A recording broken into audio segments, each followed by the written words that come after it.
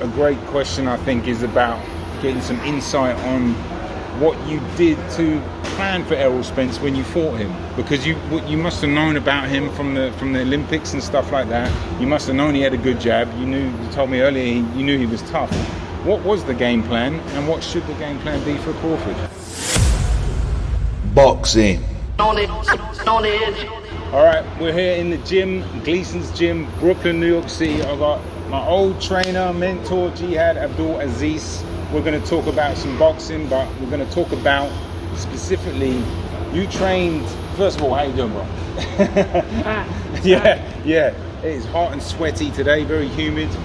But what I was going to talk to you mainly about is you trained a fighter called Emmanuel Larty, who fought Errol Spence Jr. Fighting out of Brooklyn, New York, by way of Accra, Ghana, here is the undefeated Emmanuel Ice Cold Larty. Ice cold. And next his opponent across the ring, fighting out of the blue corner. Now, in an interview with you about 6 months to a year ago, you predicted Spence to knock out Terence Crawford. Spence gonna stop Terence Crawford. Wow, you heard it here. You heard it here first. Right? Yes. You still going with that? I'm going with it 100%. Do you know, when you said that at the time, very few people were actually saying that. And obviously the fight hasn't happened, but I think as it gets closer, more and more people are leaning 50-50, and I've seen more people pick Spence. And at the time, I felt like Crawford was more of a favorite, but now I don't think he is. Well, you know, I've been listening to a lot of great fighters, present and past, picking Terence Crawford. Yeah. You know, most don't. But I beg to differ. Okay, that leads me on to a great question, I think, is about getting some insight on what you did to plan for Errol Spence when you fought him, because you must have known about him from the Olympics and stuff like that. You must have known he had a good jab. You told me earlier you knew he was tough. What was the game plan, and what should the game plan be for Crawford? Well, not to take anything away from Errol Spence, at the time when my fighter management accepted the fight, we didn't have the proper time to prepare for that fight. It was a tough fight. I knew it, and I told them, don't take the fight. Yeah. You know, Errol Spence was coming up, and he was the man. Yeah. And we didn't have enough time to prepare for that fight, but the management kept insisting on it, so we had to work with what we had at the time. Tough situation when you got managers breathing down your neck and everyone else pushing it, and they can't see what you can, and they don't really want to hear it sometimes either. And honestly, if we had enough time to prepare properly for that fight, the outcome would have been different. Yeah. You know? Well, he actually hurt him. Yes. Like, it's the first time I've seen, outside of the Ugas fight, prior to that, that was the first time I've seen Spence hurt. I'll show the clip.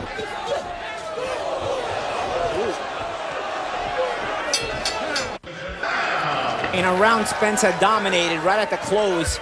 Larty hits him with a good hook and makes his legs buckle. Spence got it right out of there. He also caught him with a pretty heavy shot in the third round, but in the seventh, at the end of the seventh, he caught him with the right hook, and he's a southpaw. So that's interesting, because obviously Crawford, we don't know what stance he's going to fight in yet. What stance do you think would favor Crawford to fight Spence? It doesn't make a difference, because I believe Earl have the advantage. Yeah? Yes. Because he's naturally southpaw. Bigger? Oh, okay. And he's bigger. Right. So Terence Crawford, he liked to switch, so he wanted to try to confuse him. Yeah. And look at all the orthodox fighters that Errol Spence fought. You know, naturally he know how to fight a southpaw. Yeah. So when he switched, it wouldn't be a problem. Right. You know, and then when and Terence Crawford switches to orthodox, that wouldn't be a problem. Yeah. Because Earl can adapt to both of those styles. And Terence Crawford, he can adapt also, but Errol's spin is relentless, and he's going to be on Terence Crawford like a wedgie. You know? He's going to make him fight. So this is the biggest question I have. Obviously, look, Spence's jab is going to be relentless on him all the time, consistently. Throws the jab. It's a volume jab, basically, right? Yes. Obviously, the body work, but he's going to make Crawford fight him. And it's like, Crawford, it doesn't take much to get that dog out of him. It's like, for me, it's like Spence is too solid. His balance is a bit too good. So if Crawford does get into those exchanges, that's got to benefit Spence, surely. Exactly. But wiry punching from Crawford obviously is going to be a factor. But I think with the compact, tight body shots that Spence can do and just the relentless pressure, I think if Crawford fights into that, it might be disadvantageous for him. I think he's got to box a bit more, use his brains. What do you think? I agree with that also. Yeah. It would be a bad decision to stand there to bang with Errol Spence. That's what I'm saying. But the question is, because he's so leans into that, he can't almost help himself sometimes. It's almost inevitable. And that's going to be his downfall. Exactly. You have to be smart in certain That's fights. what I was thinking. I still am picking Crawford a bit because he is so smart, surely he's not going to fall for that and fall into the trap. All that wisdom and smartness or brain goes out the window. Is going to go out the window. But isn't that ironic though? Because that's where the smartness comes in. That's where it's supposed to come in. When you're supposed to don't tempt the fight. You got to just don't get sucked into something that isn't your fight. But Terence Crawford has something to prove to the people, and he believes in his heart that he's the better fighter. Definitely. And there's nothing wrong with that. No, every you man have their confidence. Yeah. But I'm 100% rocking with Errol Spence on this fight. Yes. Late stoppage. Do you know what? I honestly, when you said it back then, I was like, I don't think so. But like I said, the more I've watched it, the more I think about it, I think you've got a point. And I think if like Crawford does end up fighting Spence on the inside, Spence is a superior inside fighter. I want to mention something that you mentioned earlier about the Ugas. I call it a sucker punch. Yeah. I mean, it's a legit punch. Sure, but that was what a bit I mean by sneaky. sucker punch, not in that aspect, but a sucker punch meaning that when someone is not looking at you and you punch him, you're supposed to knock him out, but he didn't. That's true. He just knocked him out. And he recovered that round. That's my point. So interesting. Errol Spence chin is more solid than Terence Crawford. Terence Crawford been rocked a number of times by smaller boxers, smaller fighters. Yeah. So when definitely. Well, Mean Machine had him. Yeah, that's what I'm saying. A little buzzed. And that's right. My guy, Emmanuel Larty, clocked him. Earl Spence. He can punch too. I remember Larty. He's got tight, crisp shots. I remember him training at the old gym. And I was watching him hit the bag, and they were just flashy, hard, like making a real crack sound. I was like, whoa. And he cracked Spence hard, and he still recovered 20 seconds later. And I guarantee you that if we had more time for preparation for that fight, outcome probably would have been different early at that time. He did all right. He did all right. I could hear you shouting, work. And honestly, I have to be up front. Yeah. Errol Spence was hurting Larty in that fight. Yeah. And that's with the body shots. He hit it quite well, though. He hit it quite well. I know, like, his body language went down a bit, but it does with Spence. He drags your body language down because he keeps beating on you. And I consider Spence one of the best body punchers today. Oh, for sure. Big time. And that's going to be his those are going to be his money punches with this fight with Crawford. Yeah. You got to put some money in the bank. Yeah. Once he goes to that body, he's going to stop them legs from moving. Yeah. He's going to be stationary. He's going to have no chance, no choice but to fight. And then that's when he loses. Well, he's not as equipped to fight on the inside like Spence is. Right. Spence is a superior inside fighter.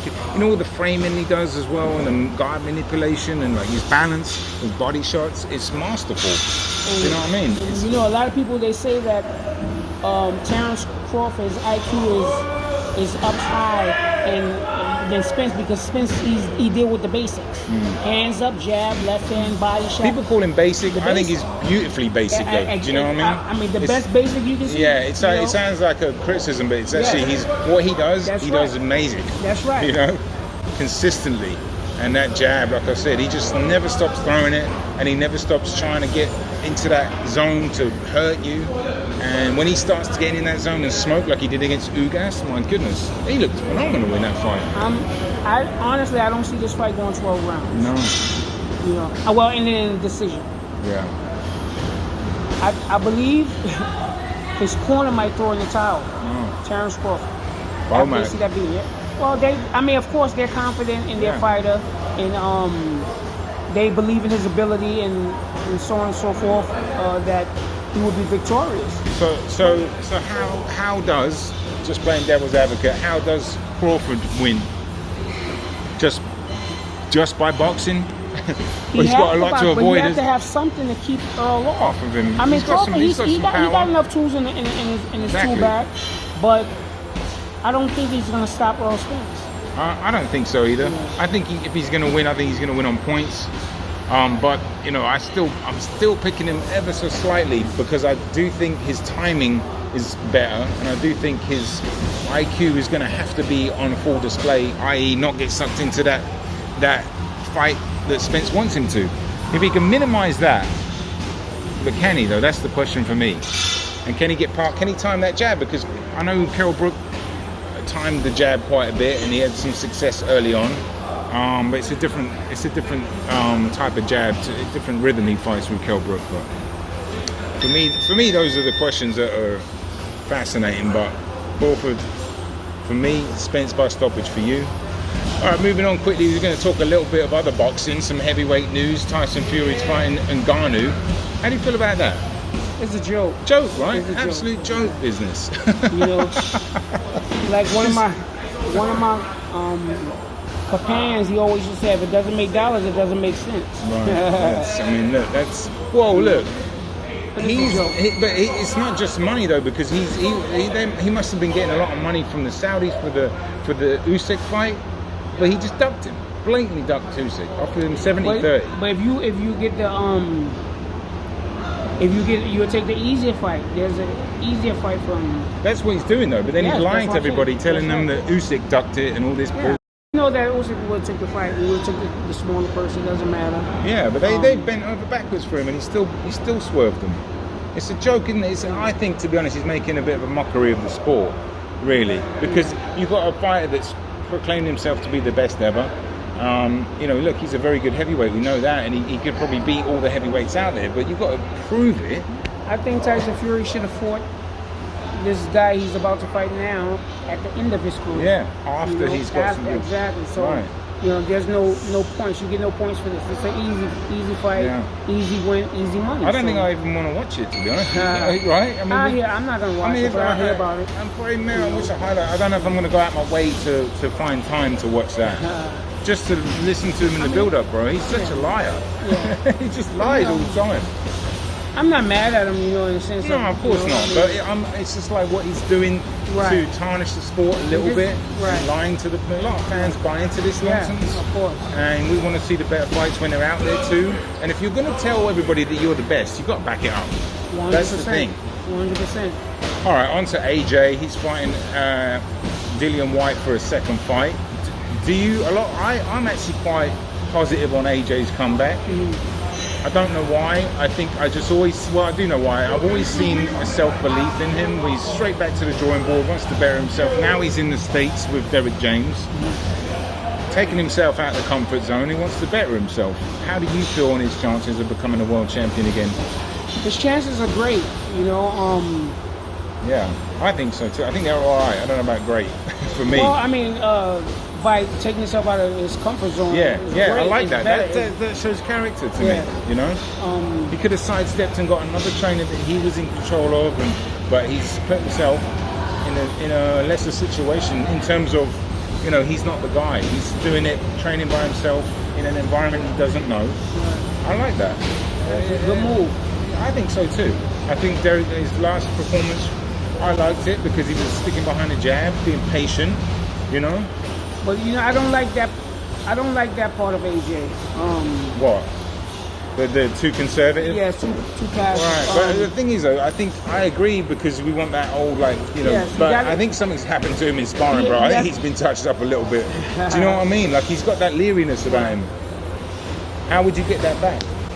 How do you get the? It takes two. The fighter and the trainer. The trainer has to bring it out of him. And every trainer, they think differently how they want their fighter to be. So you think Derek James has got to push him a little bit? He has to push him a little bit. Because meaning in sparring as well, get him in there. Of course, in sparring and in the fight. Because see how he reacts. You're gonna do you're gonna fight most of the time like you train. You know, even in sparring. You know, there's time. It's time for this, a time for that. Sometimes you have to box and work, and then there's sometimes you have to work and let the dog out. Yeah. You know, so do you think the dog can come out? Exactly. It's gonna have to really at some point, isn't it? It's gonna come out. It can come out. Prediction in the Dillian White fight? Same thing. Yeah, you know, I think so too. You know, and what about if he fought Wilder? I think it's a winnable fight if he gets behind his jab a little bit, but he can't be too aggressive with Wilder though. It's a winnable fight, but if it's also a losable. That's when the dog have to come out. Right. When He's got to back Wilder up though. That's the thing. That's what I'm saying. You cannot stay on the outside. No.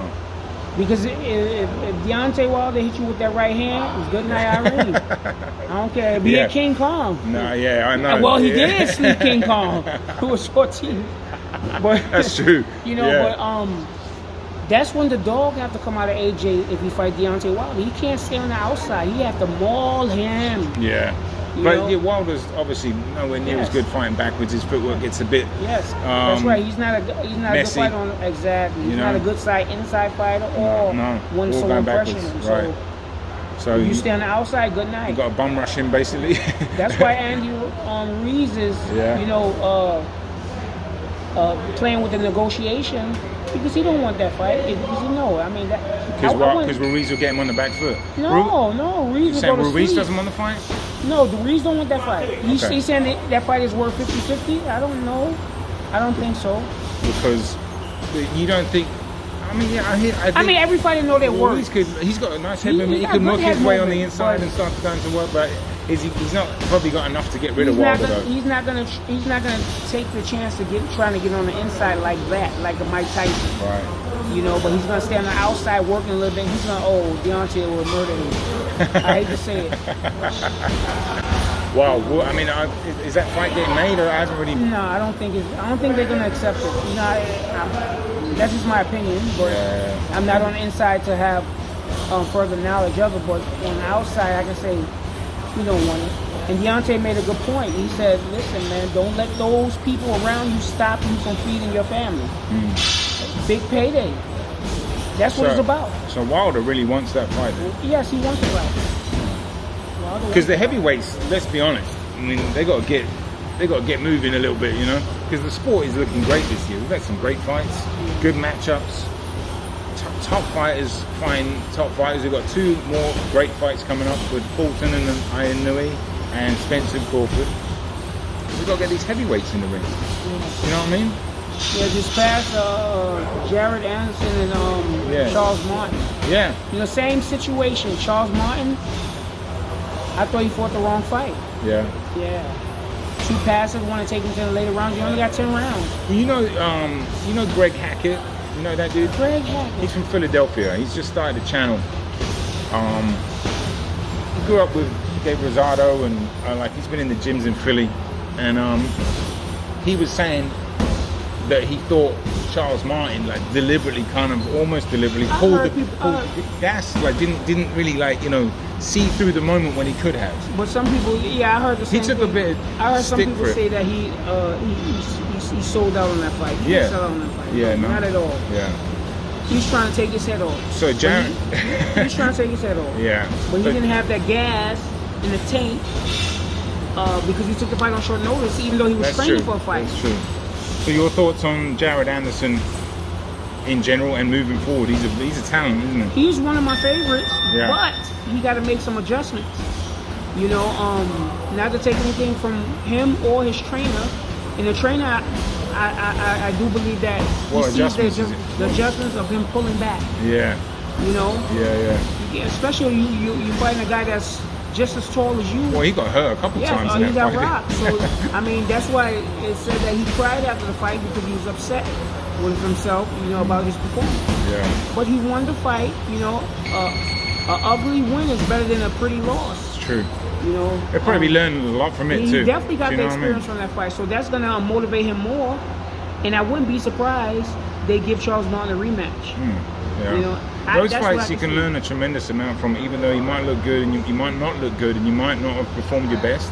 I think you could learn a lot from it. Do you know what I mean? Getting the rounds in, and you watch that back, if he watches it back, you have to work on the mistakes. You know what I mean? I would love to see a rematch, and I'm saying there's a 90% chance that it's going to be a rematch. Oh, really? Yes. Okay. Because, well, how do you feel about Jared Anderson coming out and saying he only had like a few more years in the sport? You see that? It sounds like he has some mental issues. Yeah. You know, and I didn't like that early on in his career. No, it's not good to hear, is it? It's not good to hear at all. Because if he would have lost this fight, he would have probably called it a day. Yeah. You know, I don't think I've ever heard a fighter that's been that talented and that highly touted talk like that. Yeah. You know? It was, I mean, I don't know his history, you know, but it didn't sound too good, you know. Just, I mean, to not have any passion. I'm not saying, maybe he's got passion for it now, but you usually hear top talents talk about how they want to be multi-weight division champions, undisputed, this, you know, all these accolades they want. Speaking of actually Boots Ennis, let's talk about him, because he's one of the fighters that have consistently said he wants to be undisputed in multiple weight. I mean, that's an outrageously high. I love hearing that, because it's like you really believe in yourself. He's talented. Did you see his fight the other day? Well, I watched part of it. Yeah. And that guy was actually tailor-made for him, to be honest. Exactly. He looks good, but but right now he's the most avoided fighter in that weight class. I'm not saying that Errol Spence is avoiding him or Terrence Crawford. They need to make this fight happen now. And my prediction is that which fight? Errol Spence and Terrence Crawford. Yeah. If Errol Spence wins, there's a rematch clause, so they might fight again. So that's going to delay. But then the winner of that fights Boots? No. Errol Spence is going up in weight. You know, conveniently. I mean, it's fair. Why not? Yeah, but then he'll just leave Terrence Crawford to fight. You accomplish your dream, exactly. And I'm Terrence Crawford. That's a tough fight, bro. Boots is a tough fight for anybody. And he's most avoided. Even, you know, I don't know. They said they offered Keith Thurman a certain amount of money, and he turned it down. And Keith Thurman wanted more. I would love to see that fight with Boots. I like who, Boots and Thurman? Yes. Yeah, it's actually an interesting fight because Thurman's very clever. He's very good on his feet, and Boots had little issues with that Ukrainian guy with his footwork as well. I think Thurman could give him some trickery and you know, he's got a little pop still, but he's been so inactive though. That's what's hurt. And it's like, is he even fighting anymore? Like, you know, he had one fight in the last 2 years. He wanted that title shot. I think that against Spence.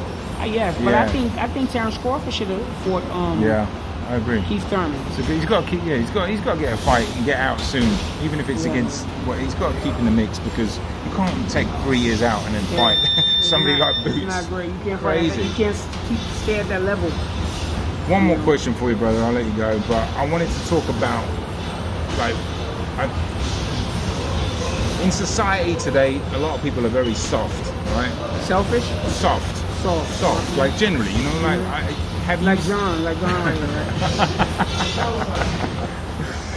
My question is, have you seen that in boxing at all, where has fighters got a little bit softer over the years, or is it not subjected to the boxing gym? Well, the only reason I say that, I guess, based off of Garcia quitting the other day. I know fighters do quit. I don't like seeing fighters quit at all. I know people were trying to say he didn't quit and this and that, but I was just wondering. Which fight was that? Garcia against Davis. Oh yeah, he quit. He definitely quit. You know? But then it's like, and I'm not just pulling him out, but I was just curious of whether you've seen a softness in human beings in the last 10 years, 15 years since you've been training, 20 years. I remember years ago when was it Victor Ortiz? Yeah. No, when he Maidana. And he said, "I don't deserve I don't deserve this." Bro, that was hilarious. Then unbelievable. You know? And that was actually the beginning of the end for him, really, wasn't it? He took a massive beating. That was bad matchmaking, really. Stick him in there with a guy like Maidana. Took a beating and said some crazy things, but like. See, it's always easy. It's easy to give a punch. Anybody can give a punch and say, yes, I hit hard or I can knock you out. But can you take what you dish out? Not only take it, but when that pain barrier comes in and adversity comes in, what are you going to do? That's right. What are you going to do? So, what's your answer to that question? You think fighters are softer today? Definitely. Generally? Yeah? Definitely, Okay. yes. I thought so too. That's why I asked it, because I was like, but I'm not in it in the gym as much as you, and I'm not in the scene as much as you, and I was just like, what's your general view on fighters? Because the fighters today are not built like the fighters of back in the days. No, I didn't know. Or some years ago. Even 10, 15 years ago, back in they're so tough, bro. And I really believe that these governing bodies should bring back 15 rounds. Wow. You know, that Spence Crawford fight, that would be an amazing 15 rounder. Amazing 15 round, but it wouldn't go 15 rounds. No, that would be a proper, both throwback fighters, 15 rounds. And you know, I have ideas that I believe can work to bring back the 15 rounds. What's that? Such as if they fight 12 rounds and this is a draw, you got they continue with the 3 rounds. Yeah, but what? So you're talking about in open scoring? Open scoring. Okay. Yeah, but open scoring has its issue in itself, though. I have got some issues with open scoring. So how would you do that without? And the other issue is that we would say the commission will keep track of the scoring, and at the closing of the 12th round, they will reveal the scoring. Yeah. And make it open from that time. Okay, that's better actually, because then you don't know the scoring until the 12th round and then reveal it. So but then you'd have to take like a 2-minute break or something so you get the scoring. And then That's not a bad idea. The other issue is that the commissioners, they need to get rid of these judges that are cheating. Well, what about Tony Weeks the other day? It was horrible. Bro, that was shocking, bro. That's like openly being corrupt now. I'm a fan of Tony Weeks. Yeah, I was. And I'm still a fan of his, but I don't know his heart, his situation, or what happened. No. But it was a bad fall. And extremely bad. See, the other thing is that you can see what the referee does, but you can't see what the judges do. Yeah. So and they never have to answer for themselves. That's what I'm saying. That's why the commissioner is supposed to make the judges accountable. Sit them out. Well, actually, they sit them out, but there was like was it CJ Roth or Adelaide Bird? Bird. Yeah. But she's back in. Oh, really? I thought she was back in. Maybe. But they took a break for a bit. Yeah. It's like, that was outrageous, that one. That was the Canelo Mayweather draw. That fight wasn't a draw. Yeah. But Canelo might have not even won 2 rounds. 1 round. Why? Maybe 2. I don't know. 1 or 2. Yeah. That was an amazing performance from Mayweather. All right, we're going to wrap this up. Thanks for watching. Boxing on the Edge, Jihad-Abdul-Aziz, Gleason's Gym. See you next time. Boxing on the edge.